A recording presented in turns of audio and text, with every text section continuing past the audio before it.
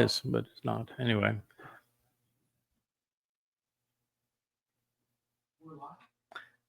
Welcome to this edition of the YAHOWAH blog. Or as my wife said, it is the YAHOWAH vlog, since this is a video presentation rather than a blog. Even though I have blogged a lot all day today and writing at the very sites that this is presented, and we are presenting a written text in terms of YAHOWAH's testimony. So I think we can probably call it both a vlog and a blog, so long as we recognize that we're speaking in the name of YAHOWAH.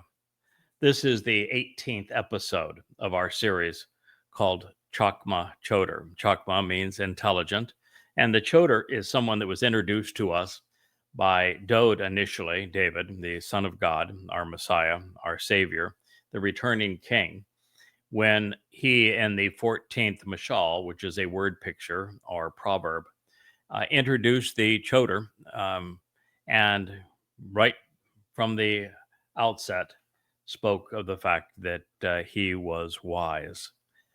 This concept is mirrored by Yashaya Isaiah as he speaks and devotes an entire chapter, the 11th, also to the Choter, and the first attribute that he ascribes to the Choter by way of YAHOWAH's Ruach spirit is Chakmah, wisdom. So this fellow that is addressing you at this point is called wise by God. And whether or not that is something that you want to agree with or not is really up to you, free will and all.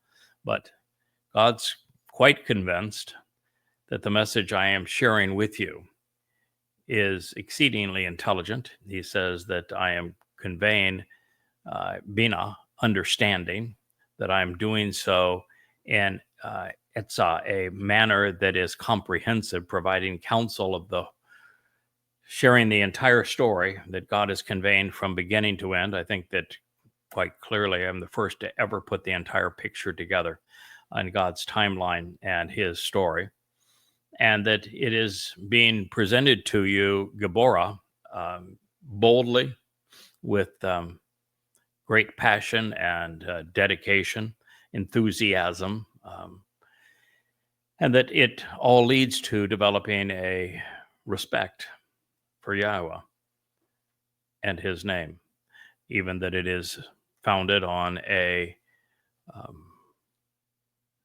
substantial base of knowledge. So as we continue our story, as YAHOWAH explains the events of the last day and weaves the role that his Choter, who has many titles, one name, his name is Yada, but the titles are Choter. Choter is a stem off the main branch being Dode. A stem then also off of the tree of lives and of the tree of the knowledge of good and evil, as well as a implement of divine judgment. He is known as the Kol, voice of God. He is presented as the Bashar, herald of King Dode.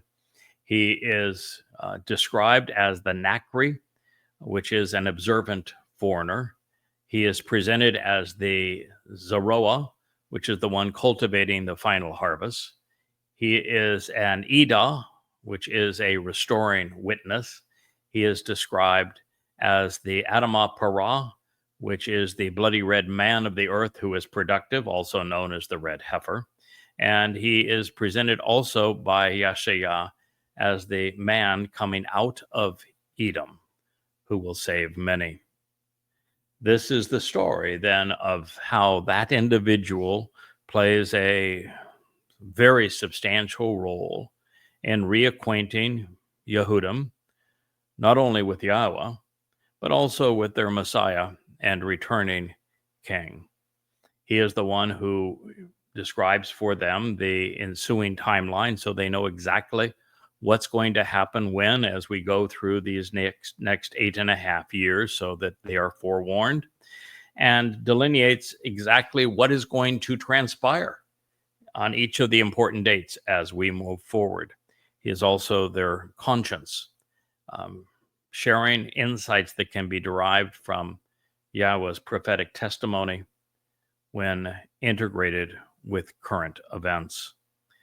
It is a lot for one person to do, but it is the way Yahweh works. And for those who are Israelites and Yehudim, as is my wife, I am by association. I don't think there's anyone on the planet that can claim to be more integrated into what Yisrael means at its highest level, which is an individual who engages and endures on behalf of Yahweh, or anyone who would be claimed by Yahweh present today, who would be more Yahud, which is beloved of Yah, by combining Yahweh's name with Dod's, Yah and Dod, Yahud. And I know it's difficult for Jews because you are so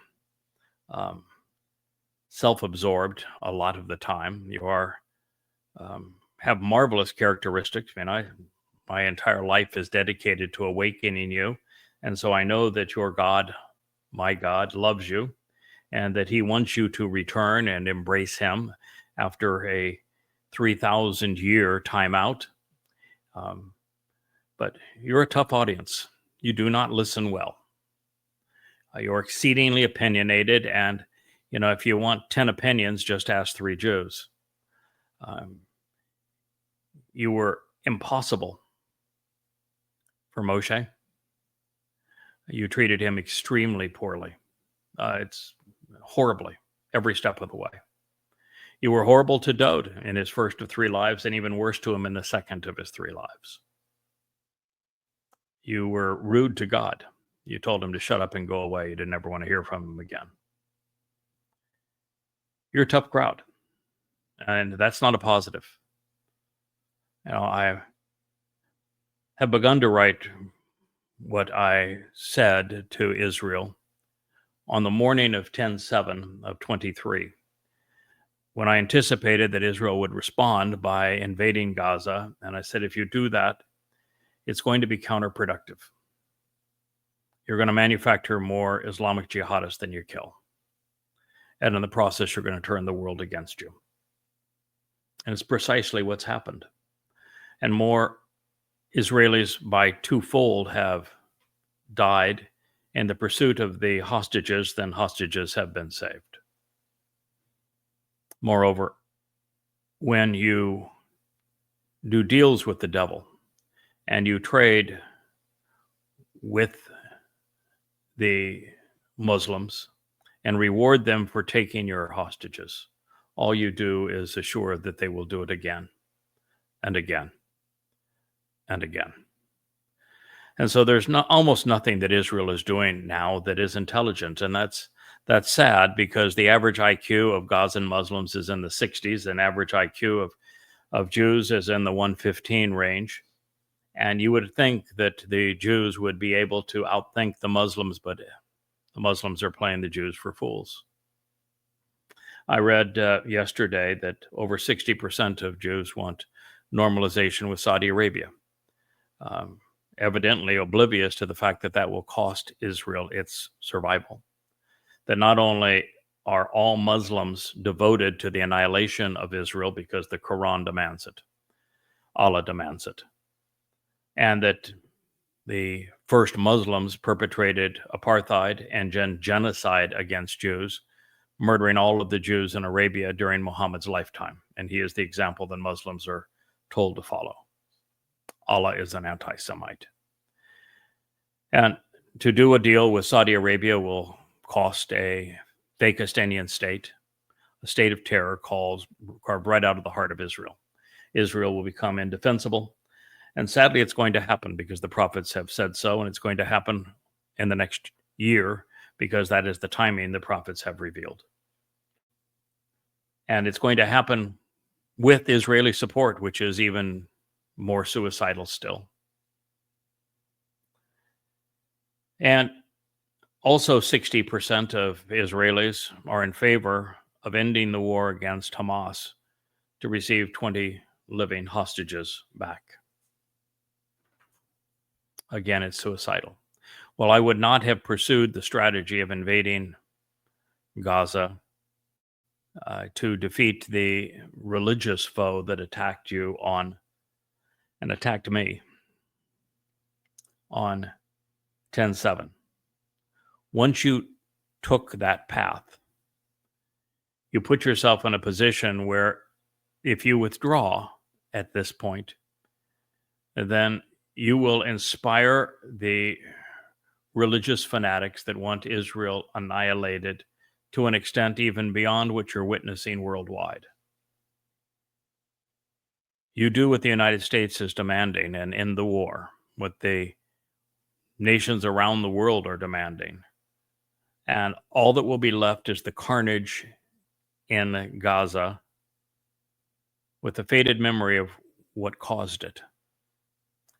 And Israel will find itself so isolated that to survive, even with the permission of most Israelis, you're going to give up the heart and soul of your country. It's going to be Trump that primarily betrays you, but you've got 60% of Israelis that love Trump. You'll listen to Trump, you'll believe Trump, and yet you won't listen to your Messiah and King or your God or their representative. Your judgment really stinks. And I have now become far more bold and saying what is obvious. Netanyahu has to go. He's too culpable in the Qatar funding of Hamas and the role that Hamas played in creating, or that Qatar played in creating and funding Hamas. He's too culpable in the failure of 10/7, which was overwhelmingly bad. He's too culpable in the division of the nation by supporting the parasites known as Haredim. He is too culpable now because he continues to pursue a winless strategy. I know there's lots of Jews that are saying, go get him, we need to wipe out Hamas. It can't be done. I'm just telling you, it can't be done.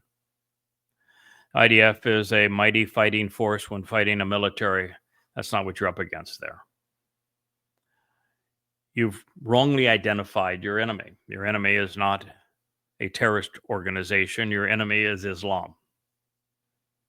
It has been your enemy for 1,400 years. And until you come to know the nature of that enemy and how to fight a religious foe, which is why I wrote the 5 volumes of Goddamn Religion for you.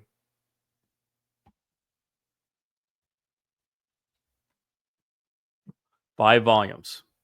These volumes go through every word of the Quran and set them in the context of Muhammad's life using every pertinent hadith that was ever written. Sunnah.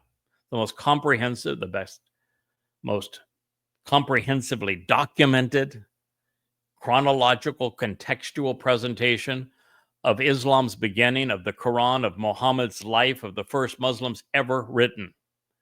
It is your manual as to how you defeat the Islamic terrorists that want to annihilate Israel. Read the damn thing. I have 5 volumes. They're all free. Goddamnreligion.org, yadayah.com. Read it. And I didn't want to have to go back and rewrite it. It was originally Prophet of Doom, 1 volume. I wrote it 22, 23 years ago. Began it not shortly after 9/11, after I met with Al-Qaeda, Hamas, Hezbollah, and Islamic Jihad. Yeah, I'm the only American to actually meet with all of them and survive the ordeal. And I came back and wrote Tea with Terrorists, which explains my meetings, and then Prophet of Doom, which became now the 5 volumes of Goddamn Religion. And when I witnessed what was occurring on 10/7, and I knew this was nothing but a reenactment of Muhammad's raid on Kabar. It's exactly the same. And I knew there wasn't one Jew in Israel that understood that that's what it was, and that Israel would respond unintelligently. I wrote an open letter called At War with Religion. It is in the 3rd chapter of volume 1 of Goddamn Religion, called Snake. It's available at the YAHOWAH.com website, at goddamnreligion.org. Read it. I've done actually 7 or 8 broadcasts as part of the YAHOWAH blog on it, so that you would know exactly what the proper course was to respond to the Muslims that invaded Israel, and so that you would not make the next invasion inevitable. But now you have, and the next invasion is going to be between 100 and 1,000 times worse. Between 100 and 1,000 times worse, because you butchered this one. I'm just sorry. I spend time on X and I watch all the pro-Jewish sites, and they're all Israeli sites. They're showing how another building in Gaza got blown up. All you're doing is antagonizing the world. And then this is a world that is very difficult for any country like Israel to survive alone, because you have 2 billion Muslims that want to annihilate you.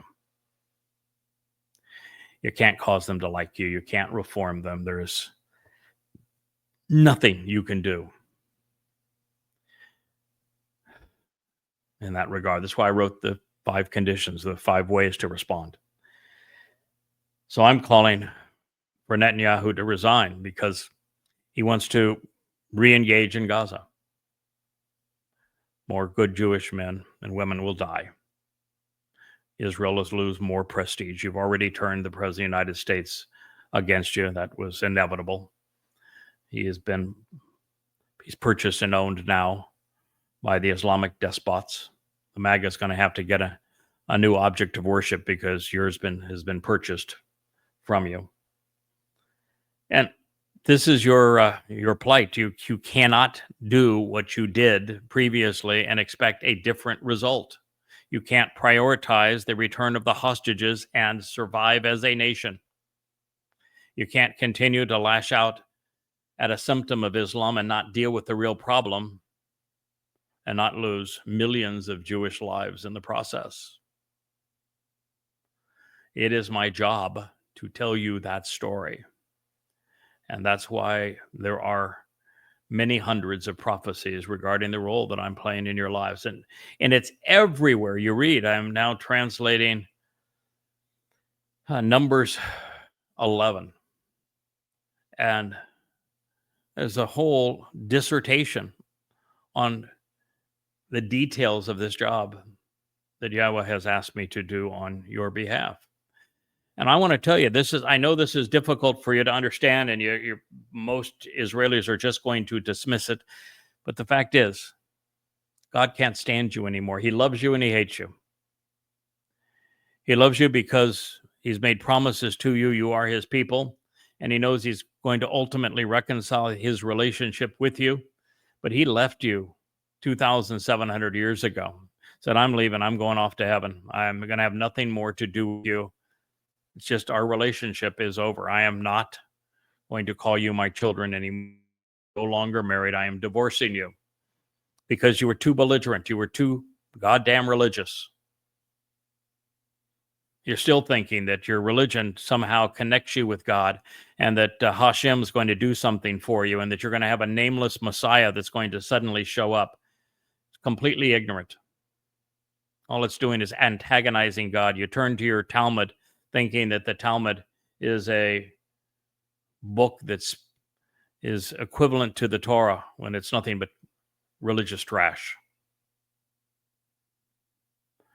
You got a lot to learn, and you have to start by unlearning what you currently believe.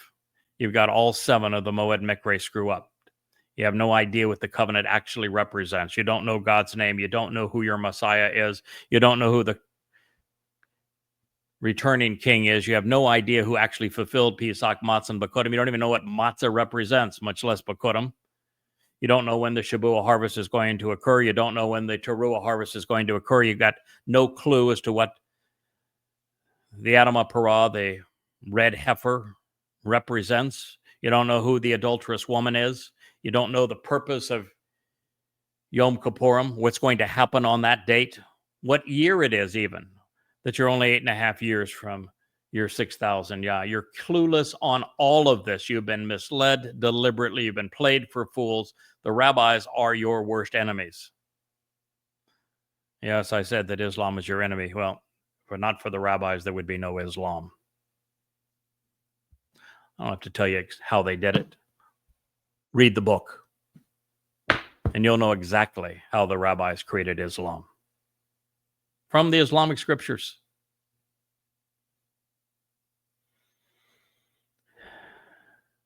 And so since God gave up, and yet he knew that he had to return because he had made a promise to Abraham and to Sarah and to Yitzhak and to Jacob. And he always honors his promises, and he promised that he would reconcile his relationship, and there will be a day of reconciliation. And he promised that Dowd would have an eternal kingdom, and that Dowd would come back to his city. So somebody had to get your damn attention, to wake you up, to look you in the eye and say, stop being stupid. Stop erasing Yahweh's name. Stop prioritizing your Talmud over the Torah. Stop ignoring and besmirching the reputation of the Son of God and Messiah, who happens to be Dowd.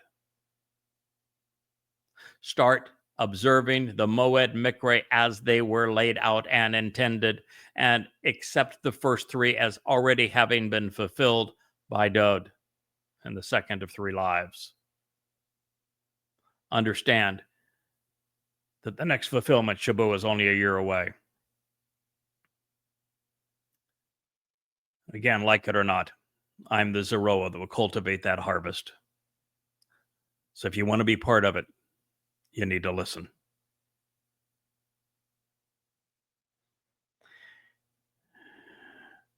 You leave a seat open for who you call Elijah. His name is Yah.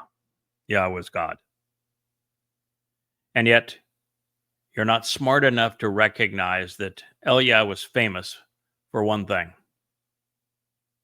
And that is the great barbecue of the bull that embarrassed the religious and political establishment of Israel. And he decimated them. Well, decimate means took out one of every 10. No, he exterminated them. He is the most anti-religious, anti-political spokesperson in all of the history of Yahweh's prophets. He's the guy coming back. That's the reason he's coming back. That, along with the fact that he was the master of ceremonies while the religious and political establishment during the sacrifice of a bull where Yahweh ignited the flames. And he's going to oversee the exact same thing, because that is the sacrifice of the red heifer, the Adamah Parah, which he will oversee as the master of ceremonies. Yeah, this guy talking to you, he's the Adamah Parah. You don't need to go look for a red cow.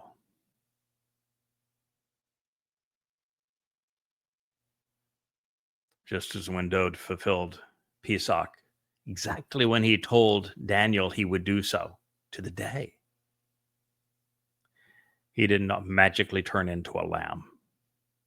And he even explained 1,000 years before it occurred that he would be crucified in the fulfillment of Pesach.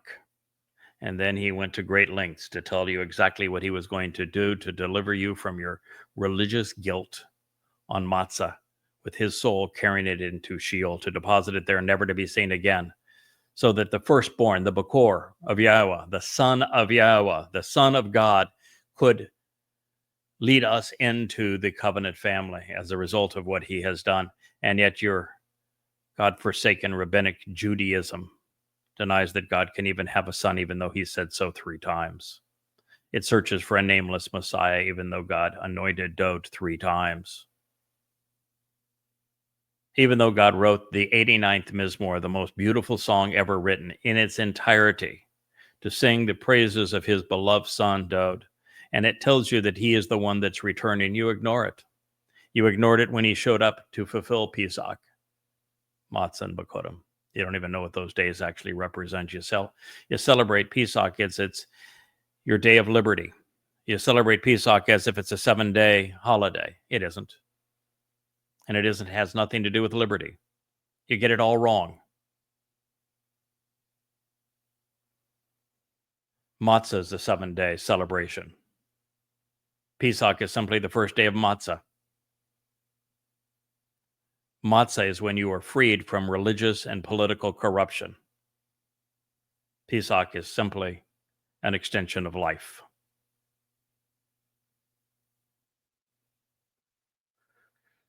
As I have said, and as God has said, I am the first to put the whole picture together from beginning to end. I know how being in Eden leads us back to Eden with the celebration of Sukkah, and how the 7,000 year timeline plays out between the exile from Eden to the exile from Mitzrayim to the exile from Babylon to the reentry into Eden.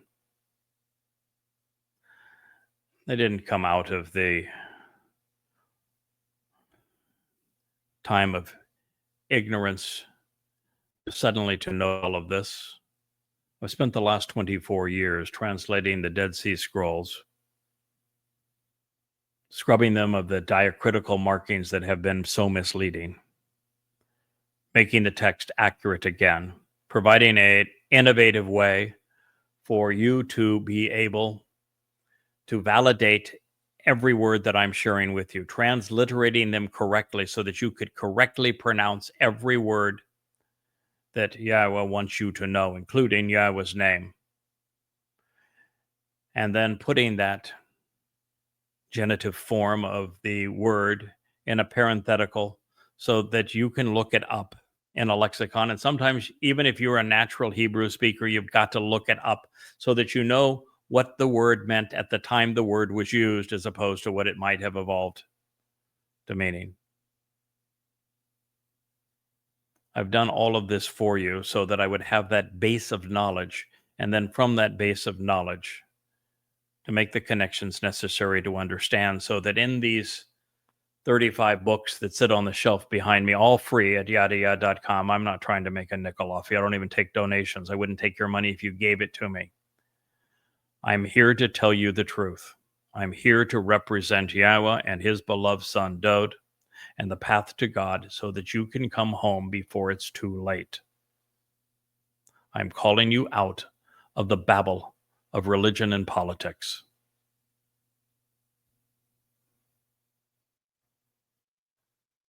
And it is because, after having written these 35 books over the ensuing 23 years, that in this December,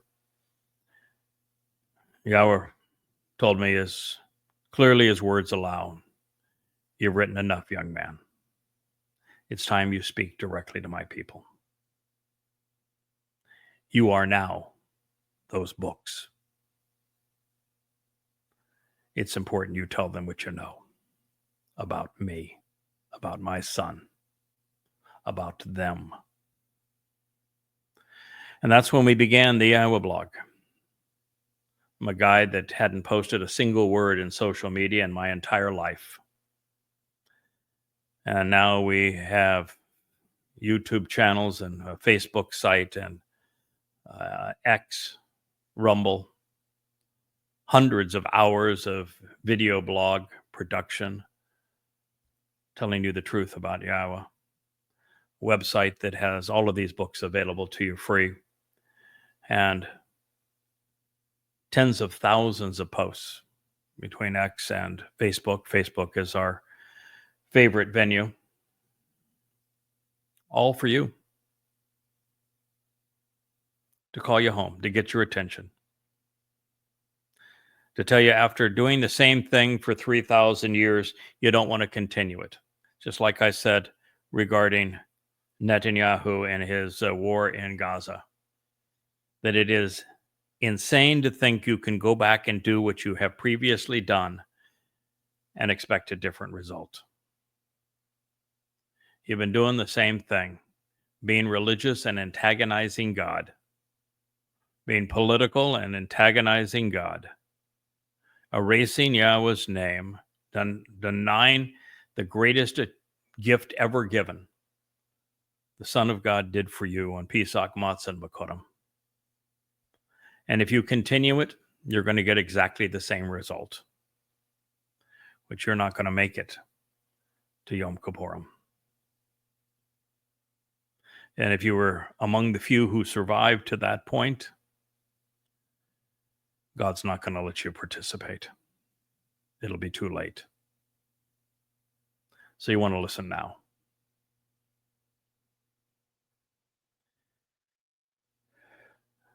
So those who are currently alienated and distant, Rakok, which would be 99.99% of Israelites and Yehudim.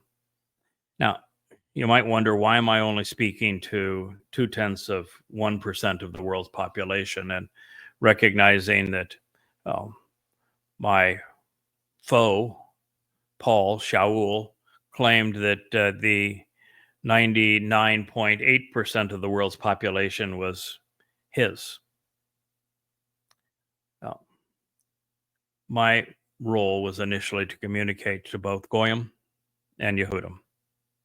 And I have made it very clear that if you are a Goyim and that you embrace Yisrael, you identify with Yisrael, you support Yisrael, you study the Torah that was revealed to Yisrael, you come to know and love the God of Yisrael, Yahowah, and you come to embrace the most Yehud of all Yehud, Dod, and understand what he has done for his people.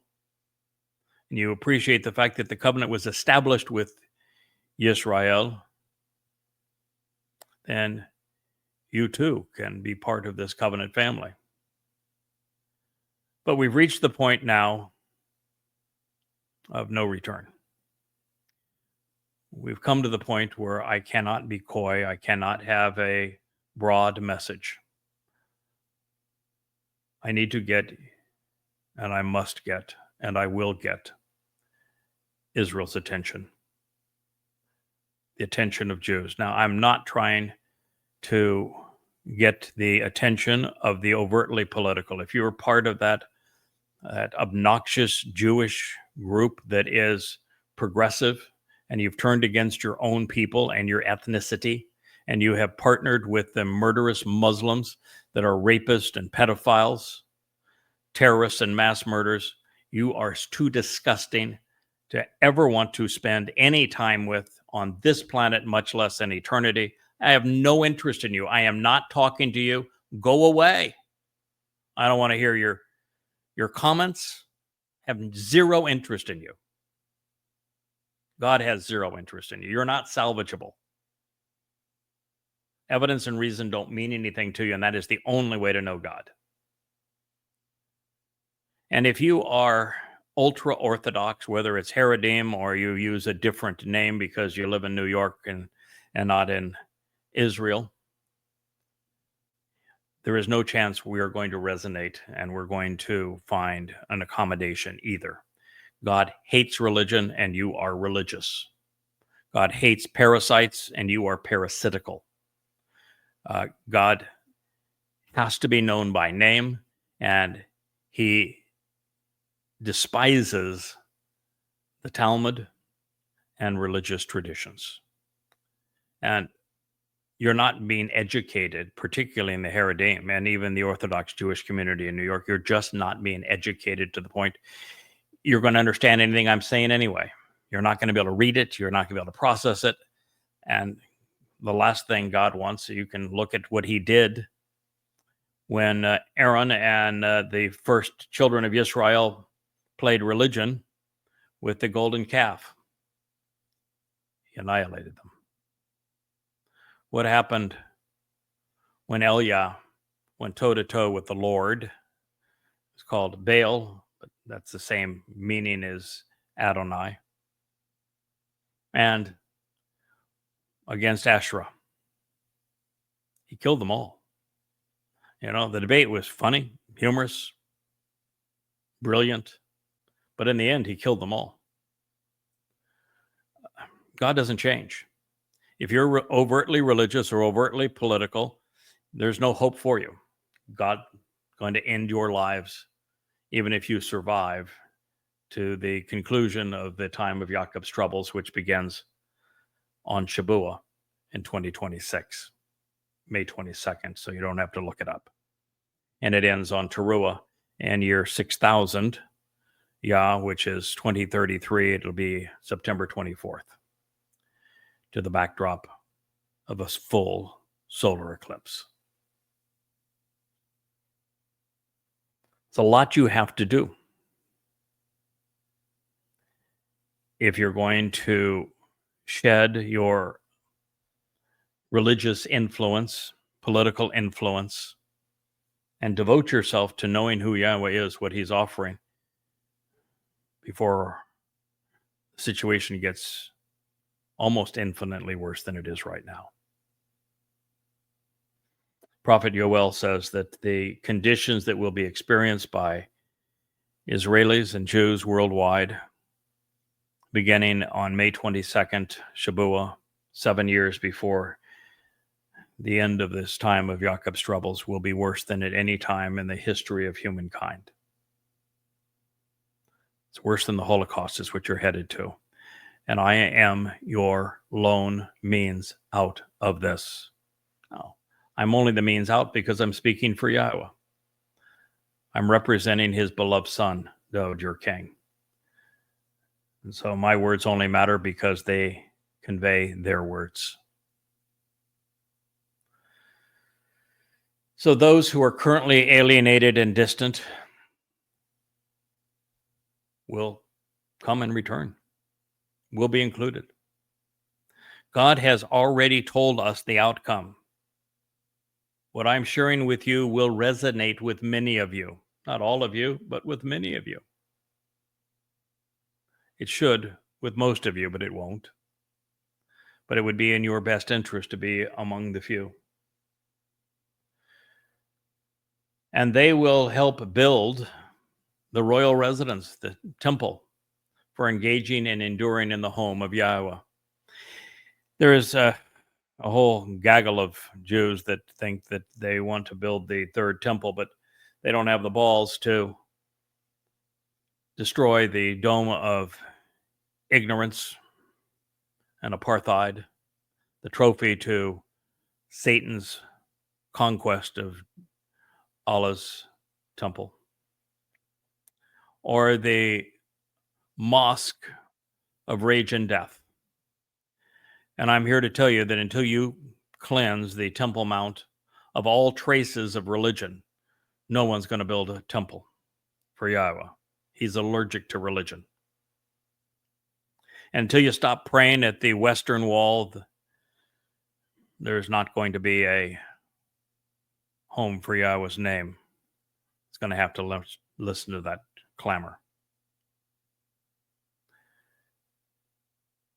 And so, what you don't know is that Yahowah's prophets spoke vociferously as to precisely what's going to happen earlier in this text. And I am sharing now from Zechariah, the 6th chapter.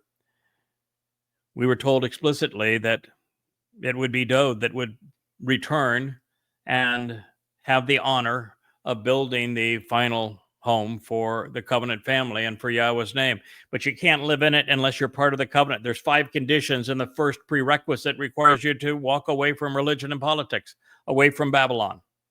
And you can't live in the home for Yahowah's name unless you embrace Yahowah's name.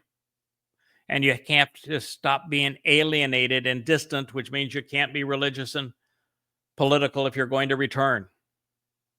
And you've got to know who your Messiah is if you're going to be part of those who work with him to build the royal residence and the temple. I know this is a lot. It's a lot to process.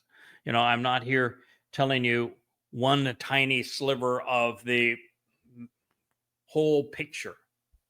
You know, I could tell you that Dod is the real Messiah. Okay. No, that's one of a 100,000 things that I have come to know. I can tell you that Yahowah is Yahowah's name, and I can prove the pronunciation. That's a big deal. I'm the first person to do it in at least 2,500 years, but that's just one very big piece of this. I can tell you that there are 3 destinations for human souls, and not just heaven and hell, and that most souls simply cease to exist. They're not rewarded. They're not punished. First person to ever perceive that from Yahowah's testimony, and yet it's obvious. I can tell you there's 5 conditions of the covenant, delineate each of them, 5 benefits of the covenant, even tell you how they are delivered through the first 3 Moed Mikre that Dode fulfilled. I can tell you that it was that Dode in his second of 3 lives fulfilled the first 3 Mikre in 33 CE, which is year 4000. Yeah, I can go on and give you thousands of insights, and your brains would just,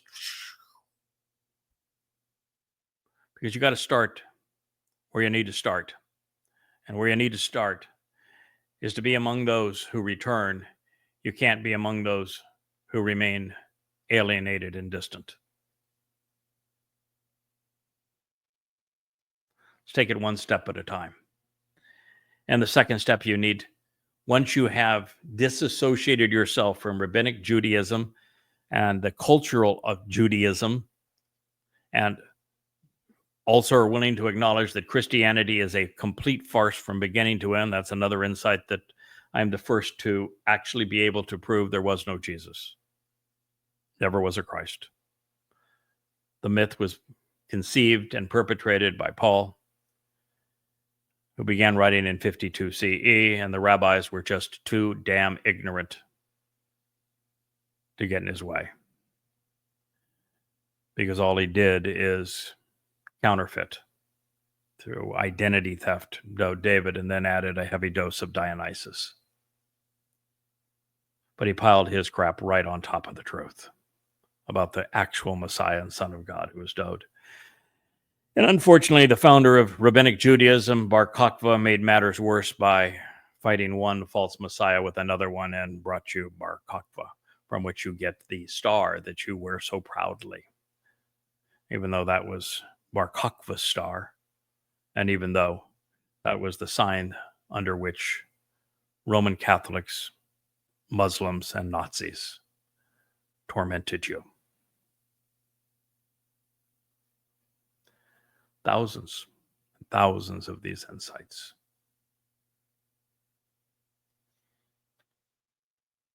And then you will know Yada and understand. I'm Yada. And then you will know Yada and understand that indeed Yahweh of these spiritual messengers has sent me to you. He has. And he told you it hundreds of times, beginning even in the Torah.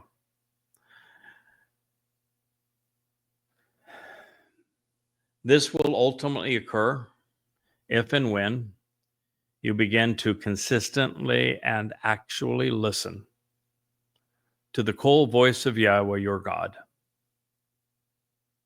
Once again, I am that voice. I don't say that for me. In fact, it makes my life much more difficult to convey this to you. I'm not doing it out of a sense of benefit for me. I loved being anonymous. I was having the best time writing these books, making these translations, sharing the insights anonymously as, well, Yada. So I guess that wasn't terribly anonymous now that we know that God uses that name. But I did it for years and years, first 10 years that I was devoted to this mission when Yahweh asked me to begin it by writing these books, protecting his people from Islam,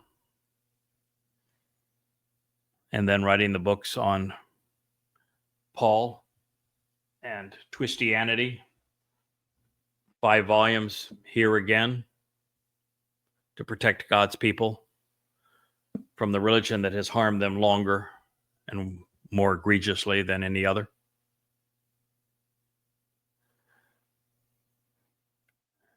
And then after writing those 10 volumes, I would write another 25 translations of the Dead Sea Scrolls to bring you God's Torah teaching and insights from his prophets, as well as the story that is told in the Mizmor. That's what I'm doing for you now. And that is why God has designated me as his voice to you. And you might say, well, why didn't he pick a Jew? their diction of the Hebrew words might be better, but no, it would be worse because you've changed the alphabet. You have replaced the O sound of the Wah with a V. You can't even pronounce Yahweh's name anymore because you butchered it. You've got these stupid diacritical marks that you think are intelligent. They were written in the 11th century. The Hebrew alphabet has 5 vowels and 20 of the 22 letters, 17 consonants. So no, you couldn't have pronounced Yahweh's name or even Dod's name. You replace the W with a V. No V in Hebrew. But the reason that it's me, not you, talking to you is because God's very clear through the prophets. You may want to read them sometime. He said that he searched and he found no one willing to listen to him. Why? Because you're too damn occupied praying. God never asks anyone to pray. It's annoying. He doesn't want to be worshiped. He doesn't want you to pray to him. He doesn't want you to bow down to him. None of that. He wants you to listen to him, and there wasn't a single Yehud, not a single Yisraelite that was willing to listen to him. So I got the job. And I accepted it. And I've devoted the past 24 years of my life, every waking hour, to it. And I will continue to do so for the next 8.5. And then I think from that point on, we have a new beginning. And the story goes on even more magnificently. Now, I would also remind you, and I've done this before, but was Adam a Jew? Chakmah? Cain, Abel? Nope. Was Noah a Jew? The sons, his wives? Was Abram a Jew? Sarah? They were Babylonians, weren't they? Lot? Babylonians. Was Ishak a Jew? Esau or Jacob? Their wives? They went back to Haran, didn't they? They married the descendants of Abraham and Sarah's relatives and families. All of the people who conveyed Yahweh's narrative to us at the beginning were Goyim. Almost everything in Yahweh's story comes full circle. And he is concluding where he began. Just as we began in a life in Eden where there was no politics and no religion, no rabbis. We're returning to the conditions of the Garden of Eden. Yahweh told us so. We re-enter the Garden of Eden, those of us who accept the terms and conditions of the covenant, embrace Yahweh's name, accept what Dod, his son, has done for us on Sukkah, a Shabat, full lunar eclipse that night, the 7th of October of 2033. Yeah, I know that you think that we're not 8.5 years away from year 6,000 Yah because you've been fooled by Maimonides who served Muslims, educated by Muslims, came up with a scheme of the sanctification of the moon and his fascination with the Islamic repeat of the number 19. And rather than base his chronology on the Torah, based it upon Islamic religious mumbo jumbo. And he's off by 250 years. I base my timeline on what the Torah says. I'm right.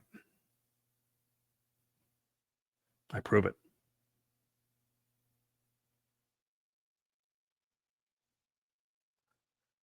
So this will ultimately occur if you consistently and actually listen. It is shama shama. One of the crazinesses of being Israeli is that you say the shama twice a day. And I just slap my head, and you still probably don't even get how stupid that is. It says, listen, Yisrael. Listen, Yisrael. It doesn't say yibber yabber, Yisrael. It doesn't say repeat this by rote, Yisrael. And it sure as hell doesn't say Hashem or the Lord. Listen, Yisrael. Yahweh is God. Yahweh is one. Listen. That's why you're not the ones conveying this message. Get it through your thick skulls. You've been wrong for 3,000 years. Continuing to be wrong is not going to take you to right. I had a person who was Jewish because he wrote about Hashem. And he says, I read one of your first posts, and I thought maybe this guy's onto something. Then I read the rest of your otherworldly rants. And I'm here to tell you that Israel's going to come back to Hashem, and you better get your act together.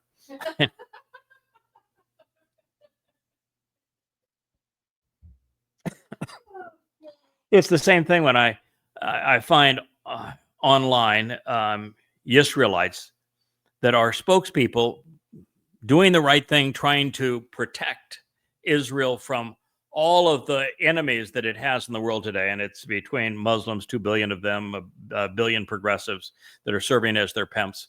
You've got 3 billion people that despise you. My wife is Jewish, and she thinks this is funny. Well,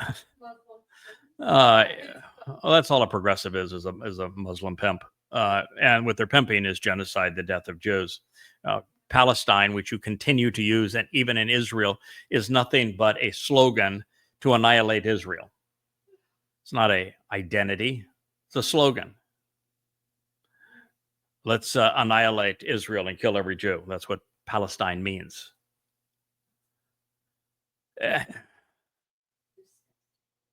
You don't listen to your prophets. You just don't listen. When you told God to go away, we don't want to hear from you anymore. And then you continue to beat up on Moshe every step of the way. And one poor Moshe just said, God, you might as well just kill me. I can't do this job. It's impossible. Nobody can do this job. Why in the world did you bring me into here to do this job? These people are impossible. He wasn't just having a meltdown. He gave up. And you guys were what, a week away from Torah at that point? And we're headed to the meltdown of Meribah? Oh my God. What's it going to take for you to recognize that the Torah is the story of Jews acting badly, of not listening to God? And the prophets is the story of you continuing to irritate God by being religious, and him finally saying, I'm going to give up. But in the end, I'm going to do something that is extraordinary. I'm going to equip a goy with the 7 spirits of Yahweh, such that he can figure this out by reading what the prophets have written, tell you the whole story from beginning to end, and that he is going to be my voice. And times are going to get so bad for Israel, the Jews begin to listen again. That's why this says what it says. That's why we're here. Respond or die. Respond and live, or continue to be irascible, pig-headed, stubborn, stiff-necked, and you're going to die. Now, there's something worse than dying. You could be a rabbi, leading people away from God, pretending to speak for Hashem, and you aren't going to die. spend eternity in Sheol. That's why they deny it. God doesn't deny it.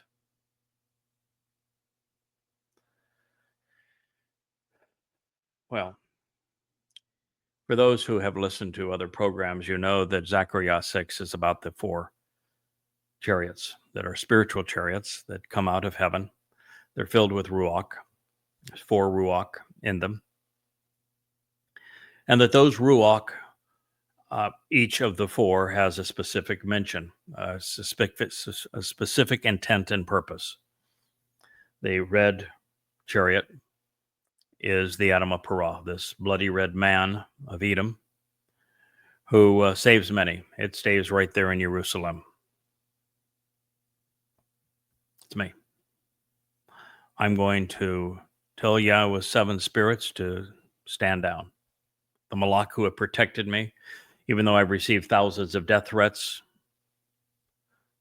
to allow me to be vulnerable. And it's the corporeal manifestation of Hasatan on the Temple Mount overlooking the city of Dod that is going to bludgeon me and take my life. And it's what God does with the sacrifice of the Adam of Parah that transforms the mortal remnant of Yisrael, this adulterous woman, so that you're ready to be betrothed to your king. This will happen on Towrah. Then there is a black and a white chariot, with the black chariot ending the lives of those of you who continue to be belligerent, who continue to be stiff-necked, who continue to pretend that there is a Hashem and speak of an Adonai and continue to pray as opposed to listen, who await an unknown, unnamed Messiah when the actual Messiah is the single most named person in all of the Torah and prophets, and that it's Dod. You start recognizing the 5 terms of the covenant and realize that the benefits of the covenant are delivered through the Moed Mikra. And you know what the Moed Mikra represent for the first time. For example, you celebrate the high holy days when there's nothing holy, and you begin it with Rosh Hashanah, which is a Babylonian New Year, as opposed to Towrah. You let the Twistians steal Shabuah for you and rename it Pentecost, so you don't even want to talk about it anymore. You don't like Bakurim because it speaks of firstborn children. You don't think God can have a child. Did you ever wonder why God called you the children of Israel? Why do you think God called Dod his son and he said, I am his father 3 times if it's impossible? Who do you think lied? Yahweh or Maimonides?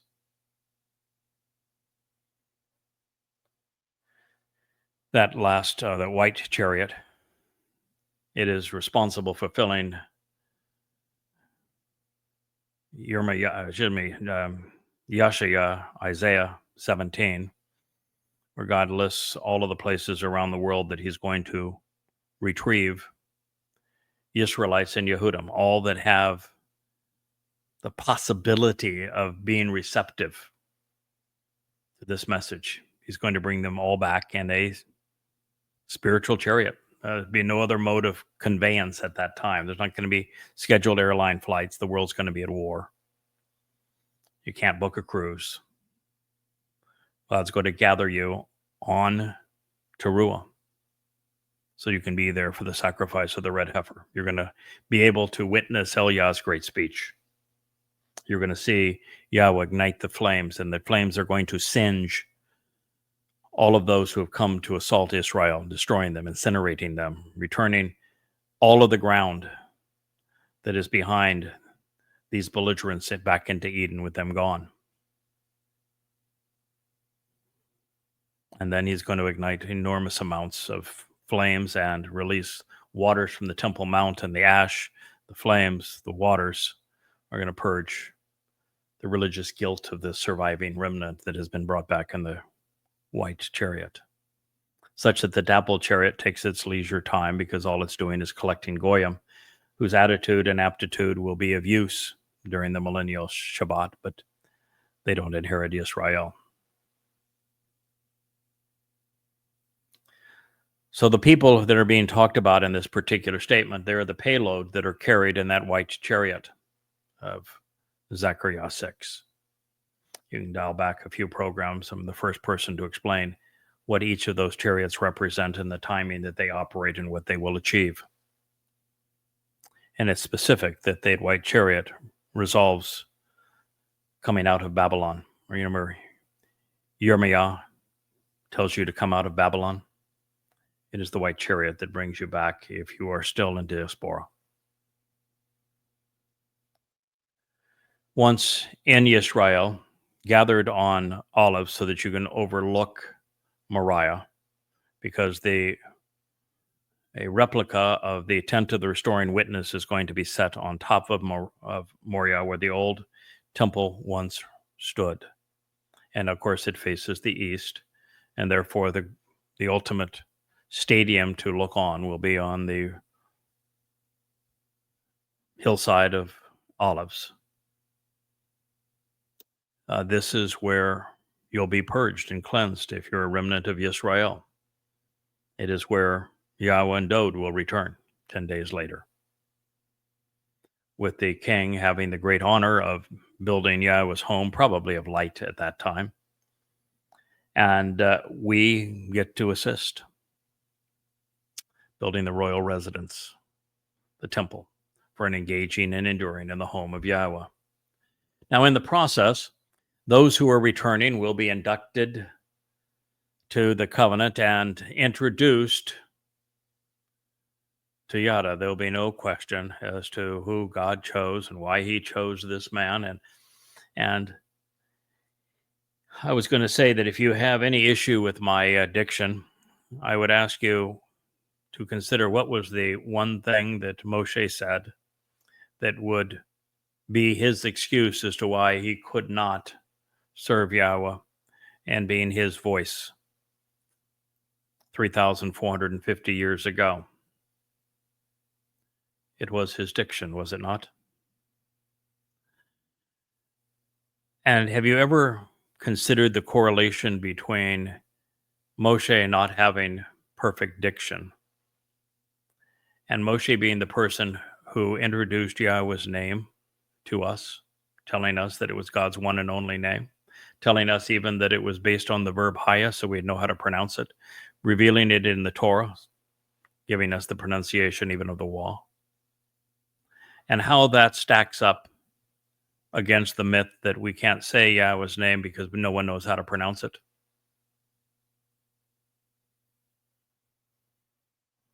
That hit you somewhere in here. Or the very fact that in the 22nd Mizmor Psalm, where Dod speaks in medical terms of the way that crucifixion actually kills, and he speaks of his hands and his feet being pierced with the nails of crucifixion. The rabbis deliberately, purposefully, knowingly changed this piercing of his hands and feet to a lion that was ripping, just so that you won't know that it was Dod who was crucified, because Dod writes the entire psalm in first person. And since what I'm telling you is irrefutable, why do you believe them and you don't believe your king? Well, at that time, you're going to know the king's herald. That is my job. I serve him. Yeah, by the time that Dod returns, I'm not the guy anymore. Dod's the guy. I'll be delighted and I will serve him. We'll all serve him. He is our king. He is the Son of God. It is his throne that Yahweh was establishing for all time. And you might say, wait a minute, Dod, had his issues. The Bathsheba story is pretty terrible. The way that he responded to his son's coup against him, not so good. The fact that he sent people down just because he liked the taste of the water in Bethlehem better than other places.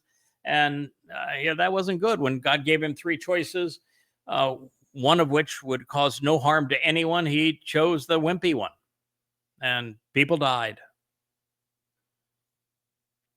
Yeah, Dod made a lot of mistakes. He said, I've got more faults than I have hair on my head. I used to have a lot of hair on my head too until I started this YAHOWAH blog, and I will tell you that that social media and turning on lights, speaking 2 and 3 hours a day, extemporaneously to you, and a live feed, it'll take the hairs off your head. And what you don't realize is that Dode was made right with God because he was right about God, and that he took his guilt as well as all of our guilt and deposited in Sheol, which made him perfect.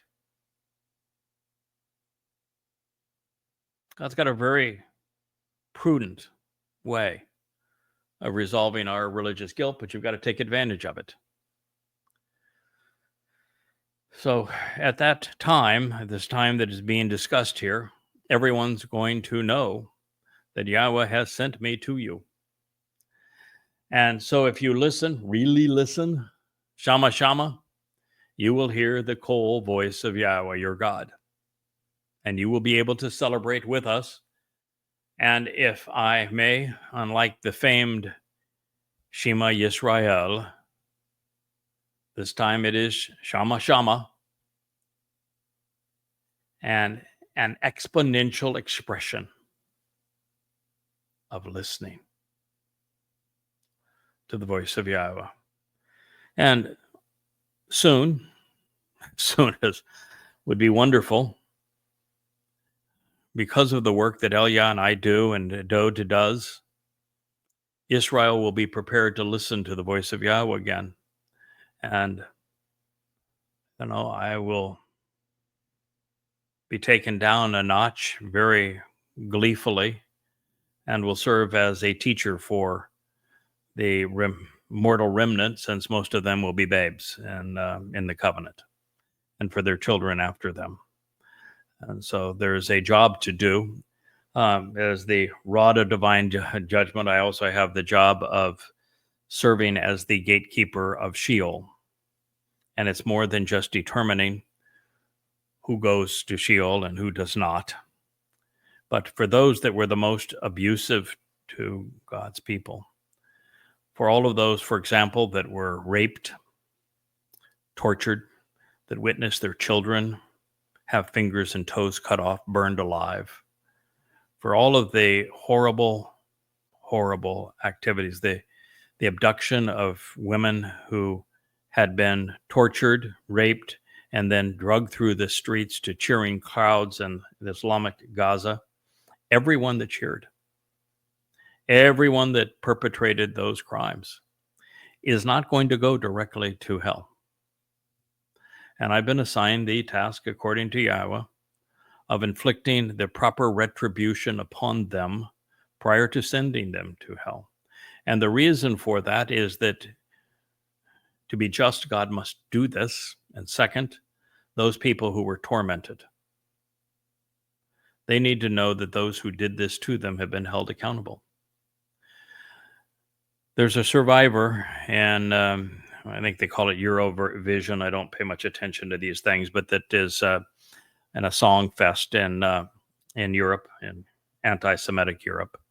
It was one of 12 people in a concrete bunker. I don't know if you've seen the pictures of it, the video, but the Muslims shot the video.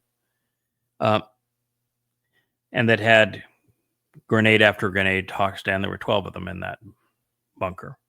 And they shot rifles into it, screaming Allahu Akbar. And 11 of the 12 were killed. The survivor, hiding under dead bodies for hours and hours and hours while the IDF didn't show up, is now representing Israel. That's one of the great stories ever. And those people need closure. They need to know that the people who did this to them are held accountable by God. And that's my job. And so it goes on beyond calling you home, telling you the story, the whole story, so that you know it, giving you the opportunity to read about it or listen to it, whatever your pleasure might be. And now, while this is the end of this chapter, it wasn't the last word on the future of Yehudim to listen. The religious and political will not have considered anything that I've shared with you, and they will not have listened to God's voice. Therefore, addressing those who will have perished, estranged from the covenant, our Creator reveals. But they resisted, and they refused to listen or respond. While ma'an la kashab, they simply wouldn't pay attention. They would not accept the advice. They acted like Jews have acted for 3,400 years and would not reply. They failed over a protracted period of time to heed what was being said and have suffered as a result of not accepting this information. Written in the Peel Imperfect. They gave the gift. It's being offered to you freely. A defiant and obstinate shoulder. Their ears became heavy, and they would not listen. Is that you? Are you willing to listen? Are you willing to recognize that you have been misled for 3,400 years? That while God chose you, you have not chosen him in return, that you have arrogantly and foolishly erased his name from your lives, that you've ignored all that he has done for you, and that now you're up against it. Listen now or never.